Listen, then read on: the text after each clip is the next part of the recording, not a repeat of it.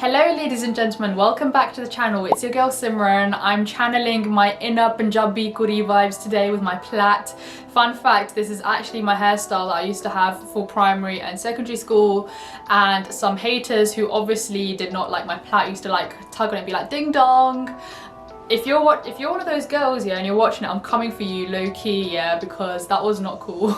But yeah, childhood trauma out of the way, today's video is going to be about increasing your motivation. I'm going to be talking about increasing your motivation in relation to training contracts and vacation scheme applications, because literally this time 2 years ago, I was feeling so burnt out. I was so done with the process. I was lacking so much motivation. So I thought I'd share with you guys step by step how I actually increased my motivation during this period. And you know what, not gonna lie guys, it is difficult to stay motivated. Do bear in mind that of course, you know, personal circumstances, things going on. Obviously this Christmas period as well. You don't have to be motivated. You don't have to be on the grind 24/7. It's not like that in any way. But of course, you know, after those lazy days, there may be lazy weeks, there may be lazy months that follow after that. So if you are someone who really wants to increase your motivation, watch this video.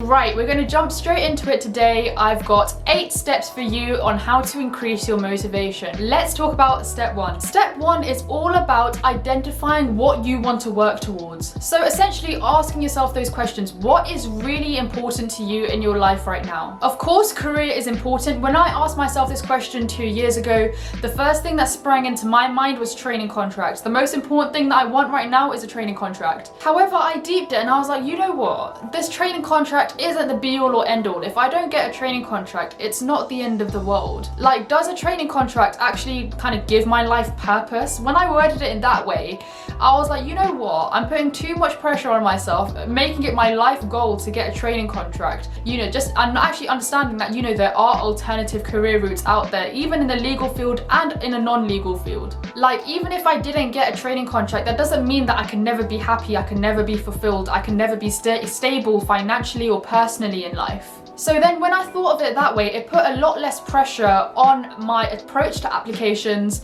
and actually made me more motivated to do training contract applications because I had that less pressure, but also to focus on other important things in my life, not just dedicate the soul, my life, my breathing, my dreams all to just gaining a training contract.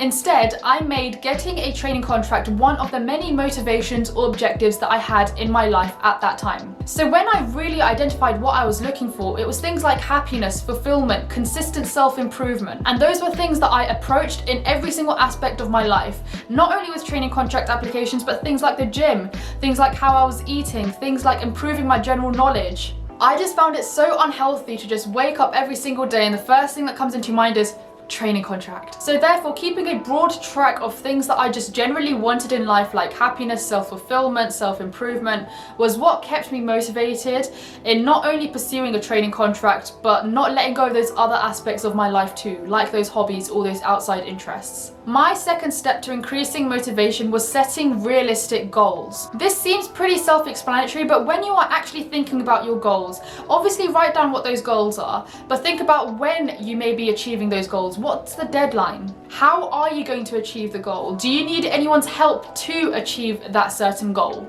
And when you are thinking about this realistic goal, think about any potential obstacles that could come in your way. And then how would you overcome those obstacles? What I did was I wrote these goals down, and every day if a new goal came to me, I would write the date next to it. So I'd keep track day by day what goals I had and whether they changed, whether I'd achieved them, etc. The main reason why I say write these things down instead of like typing it out, for example, or keeping it mentally in your head, is because when you've achieved those goals, or you know, done something on your to-do list, for example, when you've crossed it out, that satisfaction that you get out of crossing it out, it gives you that feeling of accomplishment and then further motivates you to complete other tasks. The third step I would like to say is potentially tell others about your goals or your plans. I know in this day and age, social media has created this kind of secretive environment. Don't tell anyone about your personal life.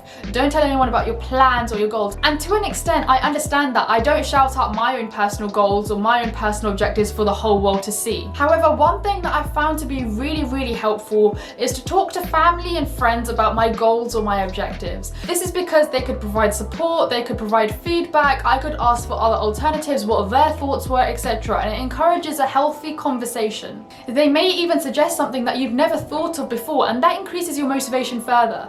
Let me give you a personal example. So when I was about to start this YouTube channel, I confided in two of my closest friends and I told them about my potential ideas. They encouraged me further, and that actually pushed me to actually creating my YouTube channel, because before I had so much kind of self-doubt and I wasn't sure and I was only playing with the thoughts in my head, whereas when I'd actually let those thoughts out and shared it with someone, they were able to provide me that extra support that I really wanted to hear. And also, I'd like to think that it's an incentive that when you've told someone your plans or your goals, that you are more motivated to actually prove to yourself and to them that you can actually do it as well. So then that provides that further motivation. So now step 4 is one that I use pretty much all the time with any task that I'm doing or whenever I'm feeling demotivated, and it actually has really helped me so much. And it's about thinking about the flip side. So during those times when I used to feel really demotivated, I was literally watching Netflix, clicking the next episode for like 3 hours straight, I would ask myself, well, is Netflix actually going anywhere? No, it isn't. But what is going somewhere and what will run out eventually are those uni deadlines, are those training contract applications. They're actually going somewhere. I won't have time after those deadlines to complete those applications. Whereas things like Netflix, what I'm paying for myself, I'm paying for them to be accessible to me at any time that I want it. Therefore, I can watch Netflix anytime that I want. So in that flip side argument, I think, okay, well, if I'm going to sit here and watch Netflix, the flip side of that, what am I gaining from that? Pretty much nothing, except for the fact that I'm just watching a new show.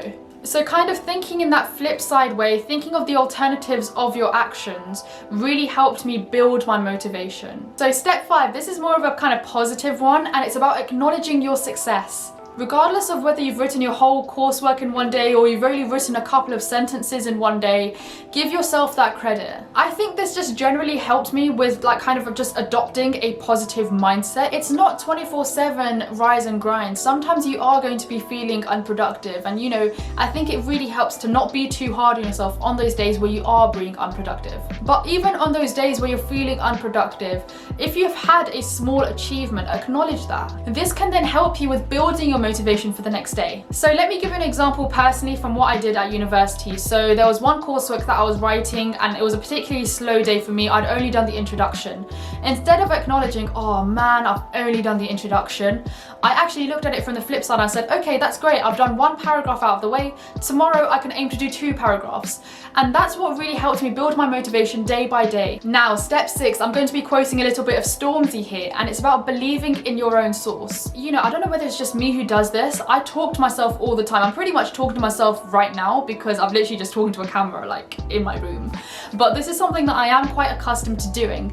And this is because I've become my own kind of self-coach. I wouldn't say I'm like some lowly individual who has no friends for like support or whatever, but this is actually just me psyching myself up, building my confidence personally and pushing myself to do better because I know I can do better. And this is where I think believing in your source, having that self-confidence really helps you in building that motivation, because you know yourself what you're capable of. And then in that way, you start thinking in a more practical manner. Instead of thinking, oh, you know what, I can't be asked to do this, I'm not skilled enough to do this, I can't learn about this, I'm too dumb, I can't do this. Instead, you start thinking in a more practical way, like, oh, this is actually something that's quite difficult, but it's okay, I'll split it up into manageable chunks. I know that in time, I will be able to understand this. And that's where that difference in mindset comes in. So next step is step 7, and it's actually visualizing what fulfilling those goals would look like. So this is one thing that I did. I actually wrote a list of all the things I wanted to do once I'd gained a training contract. Let me read you that list now. See, I don't know whether you guys can see it, but it literally says there 12th of June, things I'm going to do once I get a training contract. Okay, ooh, focus. Let's read it. Okay, wait, let me get comfortable 1 second. There we go. Okay. Things to do once I've gotten a training contract. So save up to travel. I really wanted to travel, but of course COVID ruined that. Seva at the Gurdwara once a week. So for those of you who don't know, Seva means selfless service. So I really wanted to help out in my local Gurdwara, handing out the free langar, which means like the food, to attendance of the Gurdwara. Of course, COVID ruined that as well. Gym 3 to 4 times a week, including classes. COVID ruined that as well. Another thing on my list was get a dog. I mean, I'm going to blame COVID for that one too. Learn how to cook. I guess I did do this a little bit. I did, you know, I did like make the banana bread, and I did actually make butter chicken during this lockdown as well. So I would say I did that. Learn how to code. I haven't done that. I'm gonna blame it on COVID. Shh. So there you have it. That was the list that I made to kind of visualize what fulfilling my goal of getting a training contract would mean to me, and what I would do after I'd get a training contract. Of course, you know, nothing on the list got completed, but I think that's beyond the point. I remember at the time when I was writing this list, it actually made me super motivated. Like, yeah, once I get a training contract, I can do this, I can do that. So it was just, you know, it just really helped in building that motivation. Now for step 8, I'm going to be kind of channeling my Shia LaBeouf. I can't pronounce his name. How do you pronounce his name? Let me actually Google it, one sec. How to pronounce... Oh crap, it's come up. I feel like loads of people have this same issue that I have as well. Let's see. Oh, there's a whole YouTube video on it. Shia LaBeouf. Shia LaBeouf. Okay, let's try that again, guys. Okay, enough dilly-dallying. And now for step 8, I'm going to be channeling my inner Shia LaBeouf. See that pronunciation there? Smashed it. And I'm literally just gonna say, just do it. Just do it. Ignore that self-doubt, or the thoughts that, you know, you can't be asked or you can't be bothered. I always find that it's the process of starting something that's difficult at first, but once you're in your flow, once you're in the middle of the task, just working through it, it becomes a lot more easier. So that's why I really recommend just getting stuck in, getting over that first obstacle, those first initial thoughts of, you know what, I can't be asked to do this. So I hope this video has helped you in increasing your motivation. I understand that this training contract vacation scheme process is so grueling and so long, and sometimes you wake up and you're like, oh, not this again. I completely relate to that feeling. And I hope these short and sweet steps help you day by day in increasing your motivation and becoming an overall productive person. But of course, like I said at the start of the video, you're going to have certain days where you just cannot be asked, and that's completely okay. Give yourself those breaks to avoid those burnouts. I would like to quickly thank you guys again for the 1,000 subscribers. You guys are absolutely fantastic, and I'll see you guys in the next video.